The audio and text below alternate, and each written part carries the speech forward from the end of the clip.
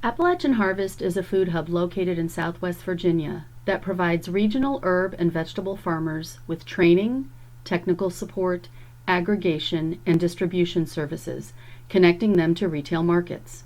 We currently source produce from farmers in Virginia, Tennessee, West Virginia, Kentucky, and North Carolina. This webinar is made possible by Risk Management Agency 2018 Risk Management Education Partnership Program. Hello, I'm Scott Gerald, Agricultural Extension Agent in Scott County, Virginia, and today we're going to speak on irrigation and water quality and how to calculate fertigation rates. When we look at our water, there's a few practical considerations we need to take into account when we look at irrigation. One of them is our water source. The other is food safety considerations, the setup of our system, what method of irrigation we're going to use, and then what the water requirements are for the intended purpose of use. If we look at our water source, they can come either from surface or subsurface sources. Surface waters are usually easier for us to access. These are ponds and other types of streams, whether it be creeks or rivers. They do hold some advantages in that they're normally low in soluble salts, so we don't have to worry as much about plugging of the nozzles or the emitters for the irrigation system we're using. But one of the downsides is there's a potential for contamination, and that can be fungal, bacterial, or oomycetes. Subsurface water are our wells, and of course there's going to be an increased upfront cost. There's going to be the concern of water recharge and how much water is going to be available for us during the time of irrigation, and it's usually a higher quality type of water. Normally, we see water in this area with high iron content, sometimes magnesium and manganese, which can crystallize and can clog those nozzles or the emitters. One thing I do want to point out is even though we would be pulling from a well as a subsurface source, we cannot automatically exclude any type of contamination. So those sources need to be tested in the same manner as we would a surface type of water source. When we look at our food safety considerations, water plays one of the most important roles as far as us developing a farm food safety plan, both under Good Agricultural Practices and under the Food Safety Modernization Act. Each water source that we have will have to be tested for microbial contaminants, and a water quality report can be obtained if we're using municipal sources such as public water. Those microbial contaminants that we will be testing for will be fecal coliform and E. coli.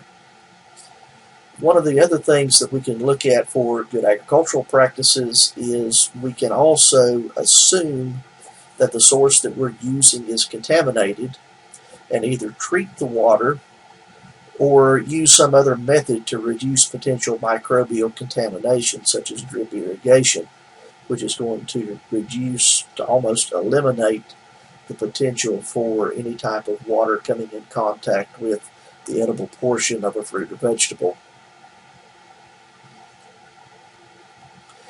Any water that we would be using to cool produce from the field must also be tested and treated if it's not from a municipal source, and any wash water that we would use on the grading line and cleaning line must also be tested and treated if it is not from a municipal source also. One of the things that we see sometimes in conversations is, well, I tested the water and it never did show any E. coli or fecal coliform. And when we start to ask them when that test was, oh, it's 10, 15 years ago.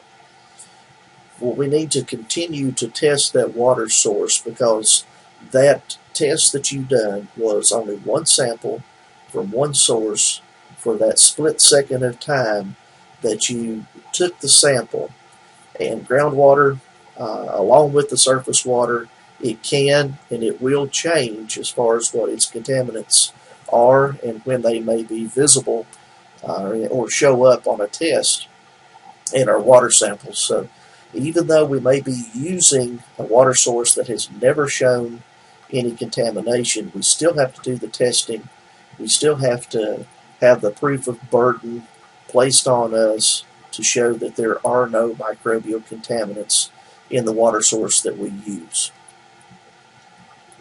Now, when we look at the Farm Safety Modernization Act, it is very similar to good agricultural practices in that the farm owner or the operator has to either complete or have a supervisor complete the standardized food safety training program. Right now, all of the compliance dates that they have are in effect except for the water compliance. And for those farms that may take in over $500,000, those will be required to come into compliance for their water testing in January the 26th of 2022. For farms producing $250,000 to $499,000, that goes to 2023. And for those that are producing over $25,000 to $249,000, that gets moved on out into 2024. Now, the Food Safety Modernization Act changes when it goes into the water testing. In their water testing standards, they require an initial survey, which is a minimum of 20 samples. Those need to be collected as soon as possible in that harvest window over the course of 2 to 4 years. So we would be either taking 5 to 10 samples per water source per year to be tested. Now, the results of those initial samples are what we're going to use to be able to calculate the microbial water quality profile, and we'll talk about what this GM and STV are in the next slide. Once we look at those sample results, then we need to determine whether the water source that we're using meets the required microbial quality criteria. After those initial samples are done, then we will be required to take 5 samples per water source per year afterwards, and those will replace the oldest 5 samples from that initial survey. If we are using a municipal or a public water source, then there's no requirement for testing of that water. Now, when we look at the microbial water quality profile, it includes GM, which is the geometric means, and the STV, which is the statistical threshold values. And when we look at the Food Safety Modernization Act wording, in that regulation it says for agricultural water that is intended or likely to contact produce during the growing activity, and the wording there says covered produce, so it's things that are not likely to be cooked before they're consumed. Those products, we have to have a geometric mean of 126 or less of the generic E. coli per 100 mils of water, and a statistical threshold value of 410 or less generic E. coli per 100 mils of water. Now, for us to be able to do these calculations, we have to convert from CFUs per 100 to the log. And once we do that, we take the average of all the log CFU values. And once we get that average, then we have to convert it back to its original form, which is the reverse log or the antilog. To also calculate the statistical threshold values, we take the average of those log CFU values, we add 1.282, then we multiply by the standard log CFU values. And then we convert that number back to the reverse log or the antilog also. And then those numbers that we use, the average of the log CFU for the geometric means, and then the average for the statistical threshold values. That is what we use to check for compliance. Geometric means has to be 126 or less, and the statistical threshold values have to be 410 or less. Or if they exceed those levels, we have to consider some type of corrective measure that will be used to reduce those levels to an acceptable value. Now, these values are what we would use on crops that are called or named by terminology as rarely consumed raw. These are fruits and vegetables that are almost always cooked before they're going to be eaten. And we know that cooking is a kill step that's going to adequately reduce microbial contaminations that could potentially be of public health significance to us. So when we look at these vegetables that fall underneath the realm, they're going to be things such as asparagus, beans, beets, sugar beets, cashews, cherries, chickpeas, cocoa beans. You get the idea here. These are the ones that are going to be considered cooked before consumed. Everything else that could potentially be eaten as a raw product is considered as covered produce by the produce safety rule in FSMA. Where do we get these water testings done? The closest forest here in Virginia is the Virginia Department of Agriculture and Consumer Services office in Wytheville. They will provide the sample bottles for the testing. Those have to be collected according to their standards and then received back to the laboratory no more than 28 hours after they're collected. And they're currently charging $20 per sample.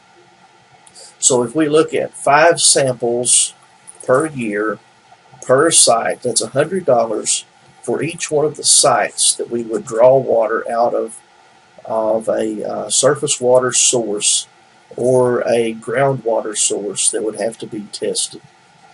If you do have other questions about how to take these samples and how those are processed, you can also contact the laboratory at 276-228-5501. When we're also looking at the food safety considerations and whether or not our water meets those requirements, the other thing we have to look at is our pre-harvest risk assessments. We need to understand for good agricultural practices, or GAPS, that we need to evaluate the historical testing results of that water source.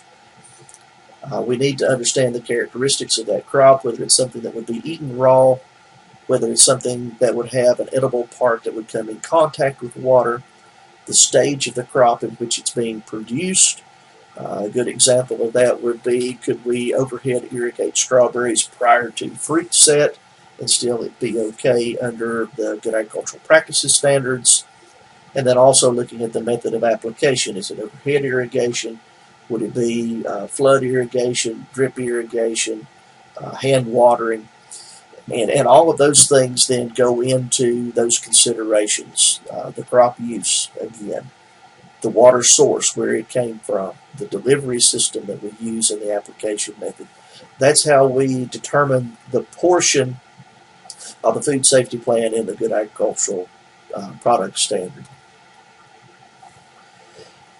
A little bit of difference between GAPS and FSMA in the standpoint that in GAPS, a lot of times we may just consider everything to be contaminated, and then we would either treat or use a method that would reduce microbial contamination, whereas FSMA is going to require that we look at that water safety standard and see whether or not it fits into that criteria or category of being safe for use. The next thing we're going to look at is setting up the system for our irrigation.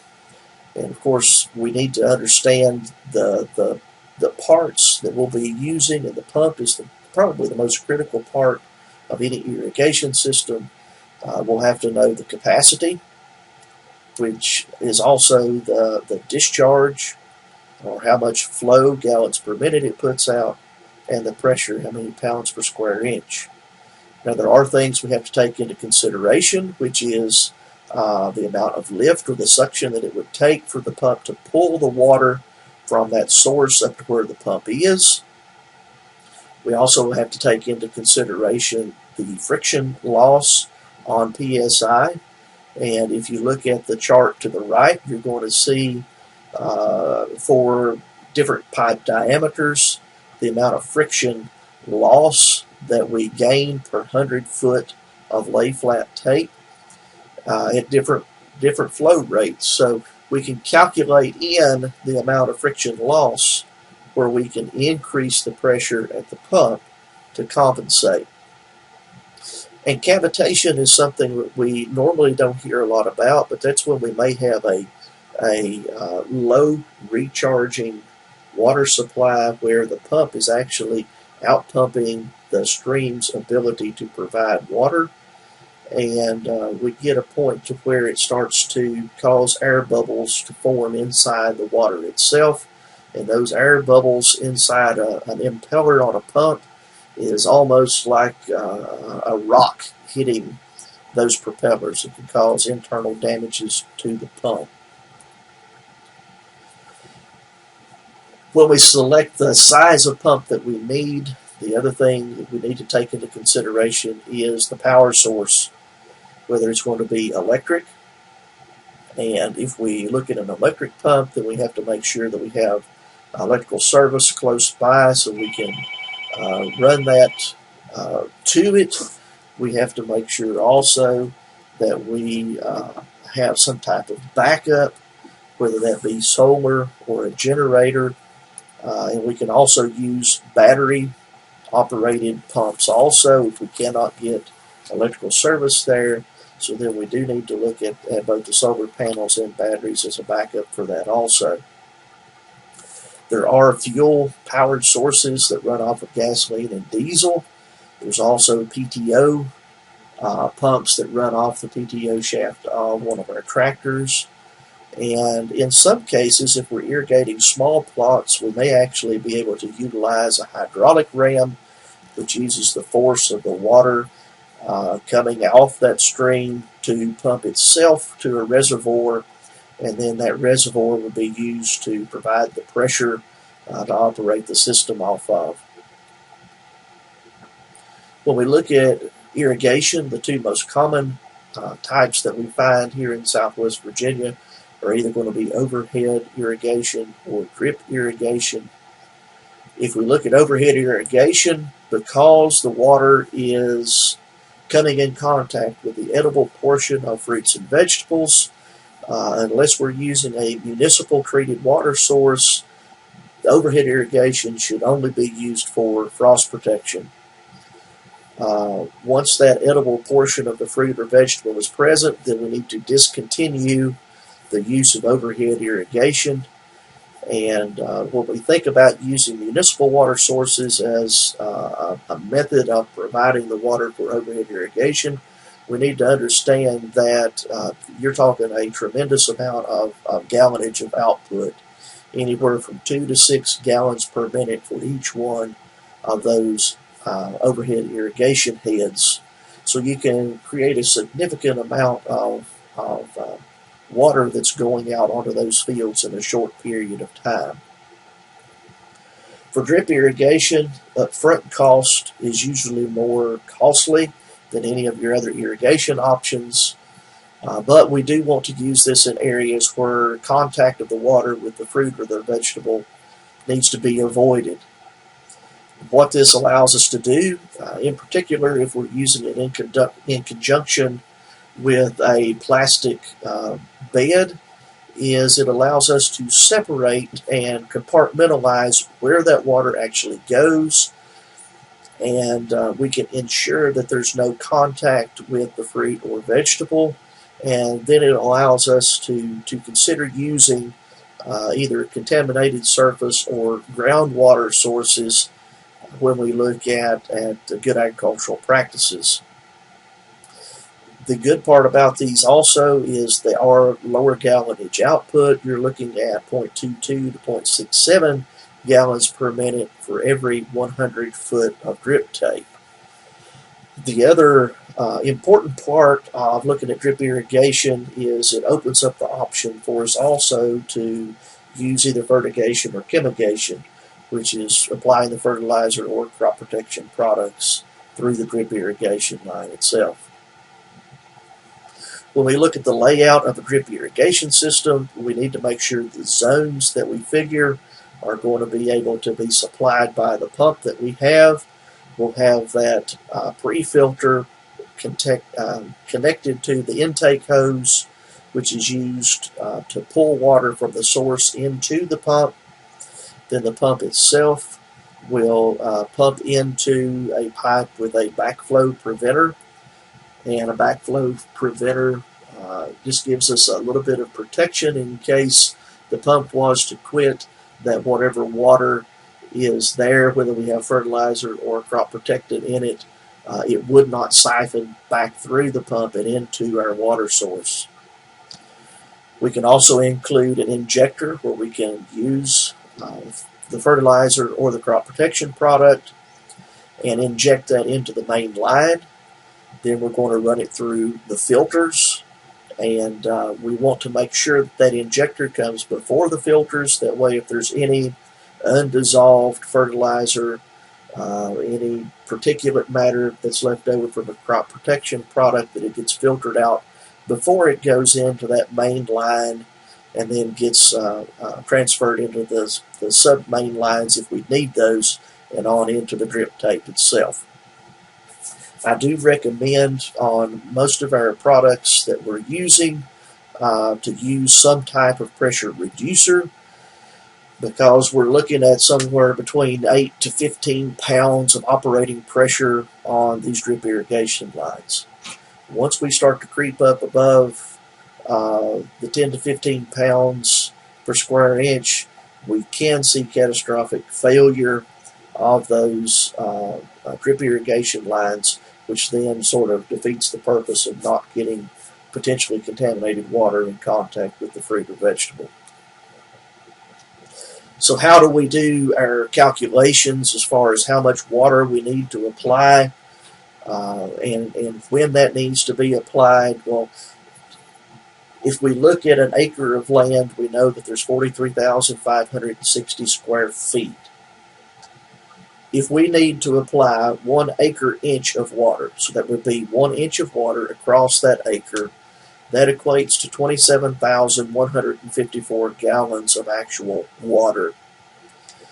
Now, as we discussed before, drip tape gives us 8 gallons per minute per 100 foot of line.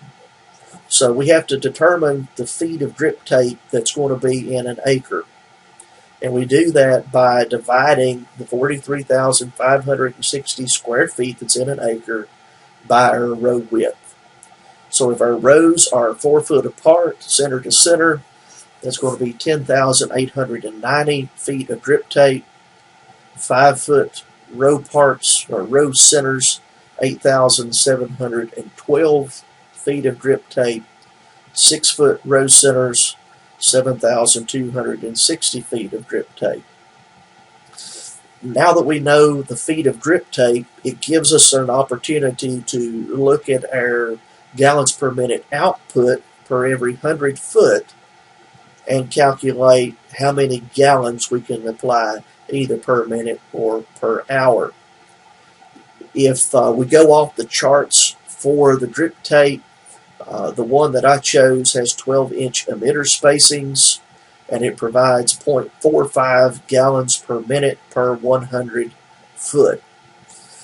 So if I'm using 4 foot row width, I have 10,890 feet of drip tape divided by 100, which means I have 108 multiplied by the 0.45 gallons per minute, which shows me 49 gallons per minute that is putting out, or 2,940 gallons per hour, and that's per acre on a 4-foot center row.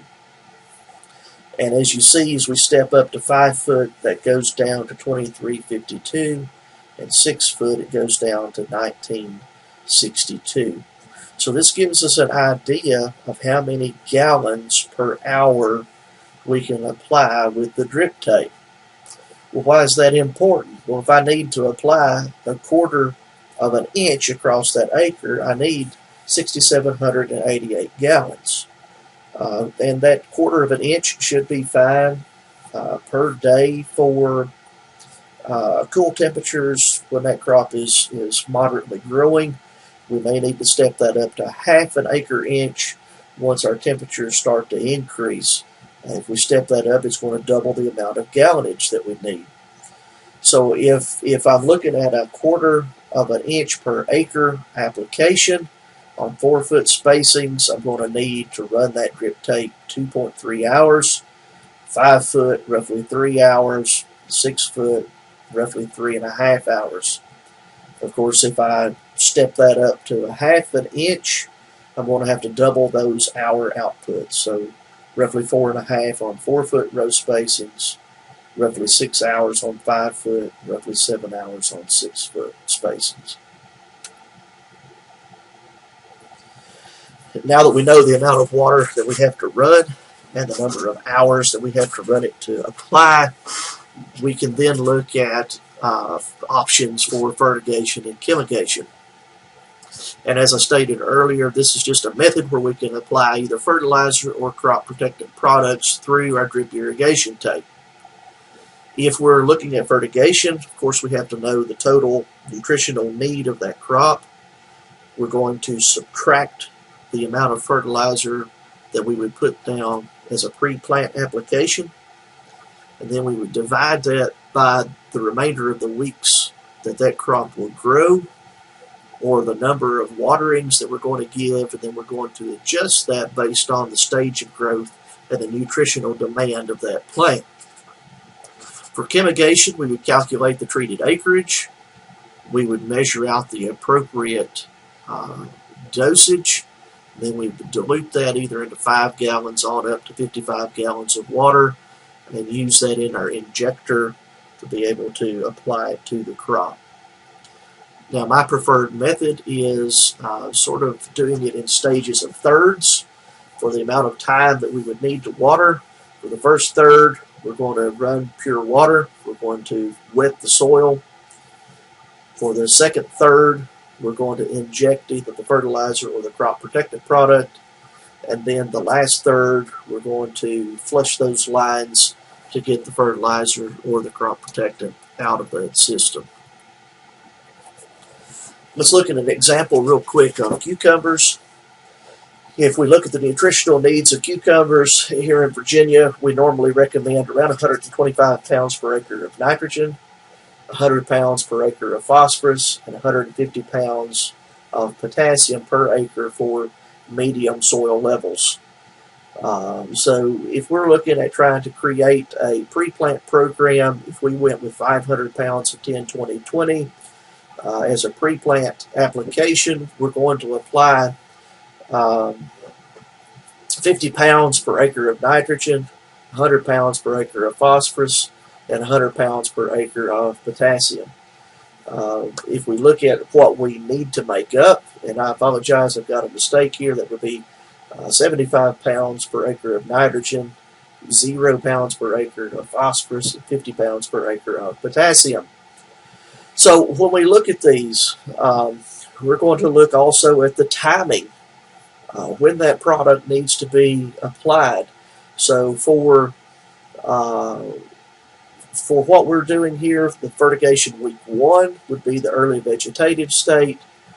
We know that it's going to take 3.5 pounds of nitrogen, 2.8 pounds of potassium. Weeks 2 through 3, late vegetative. Weeks 4 through 7 would be fruiting and harvest. Week 8 through 10 would be late harvest, and you can see the nitrogen and potassium requirements.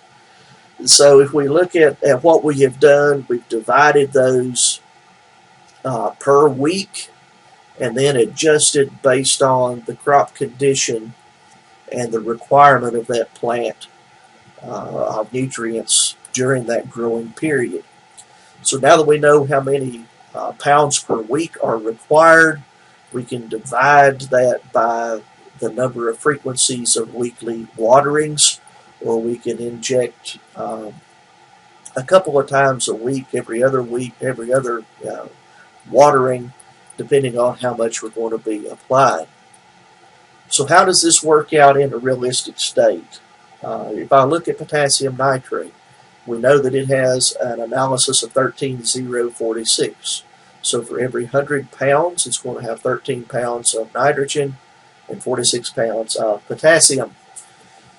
That's going to be good for us looking at weeks 4 through 7. If I apply 65 pounds per acre over that week, it gives us an additional 9.8 pounds of nitrogen and 30 pounds of potassium. So since we only need about 50 pounds of potassium, we would only need to fertilize 2 times with that potassium nitrate during the fruiting and the harvesting, or at least 2 weeks, 2 weeks during the fruiting and harvesting. So if we look at that, we're going to be getting about 20 pounds of nitrogen and 60 pounds of potassium by using that 65 pounds over that 2-week period.